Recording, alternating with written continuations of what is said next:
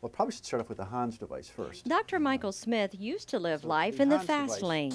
Well, having raced professionally myself through the 90s and mid-2000s, it gives me, I think, an advantage to actually know what it's like to be on the high banks of Daytona. I've raced Homestead, and I know that the G-force and effects that takes place on the driver's spines. And Dr. Smith says that knowledge also gives him an advantage when treating patients with neck and spine injuries. Combine that with the latest technology, and it's no wonder NASCAR drivers are seeking him out. They say it's not a matter of if, but when they're in a crash. Every driver does.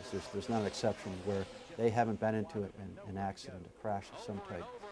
And what's interesting, with all these safety devices that's in the car, on their head, there's still that first couple milliseconds of the momentum before they hit the shock absorbing material, before the tethers stop the breaking of the spine.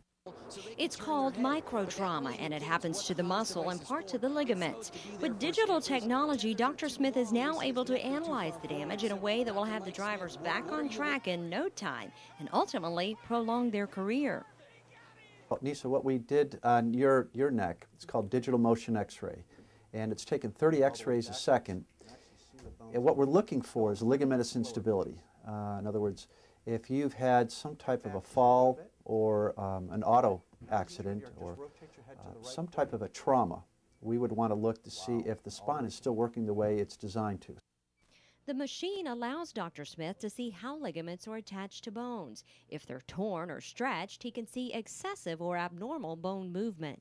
The reason this is better than a still X-ray is when you take a single image, you're only seeing it statically, in other words, without any movement at all. Most patients don't have that much pain if they're standing still or lying down.